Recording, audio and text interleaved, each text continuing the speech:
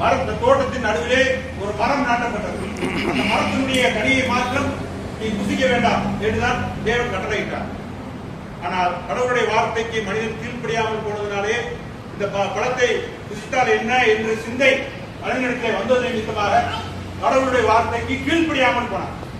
கீழ்ப்படியாமல் போனதுதான் வேதம் சொல்கிறது பாவம் என்று சொல்கிறது.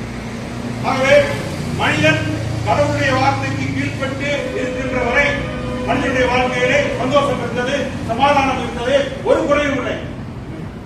என்றைக்கு மனிதனுடைய வார்த்தை மனிதனுடைய எண்ணம் கடவுளுடைய வார்த்தைக்கு கீழ்ப்படியக்கூடாது என்ற சிந்தை வந்ததோ அப்பொழுதுதான் மனிதனுடைய வாழ்க்கையிலே பாவம் வந்தது. வேதத்திலே சொல்லப்பட்டிருக்கிறது.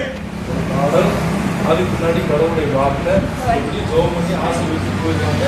இவங்க எல்லாருமே பாஸ்டர்ஸ், இவங்க எல்லாமே பாஸ்டர்ஸ். இங்க உள்ள லோக்கல் உள்ள பல சபைகள் வந்து என்ன செஞ்சிருக்காங்க, வந்திருக்கிறாங்க. உங்களுக்கு ஒருவேளை ஜெபம் பண்ணும்போது ஏதாவது உடல் சரியில்லை, மன சூழ்நிலை சரியில்லைன்னா நீங்க உண்மையிலேயே இருதயத்துல அதை நினைச்சுக்கிட்டீங்கன்னா கடவுள் உங்களுக்கு என்ன செய்வார், பரிபூர்ண விடுதலை கொடுப்பார். ஒரு பாட்டு இப்ப என்ன செய்யலாம், பாடலாம். தன்னுடைய ஊழியத்தை செய்யறதாக போஸ் முன்னாடி வந்து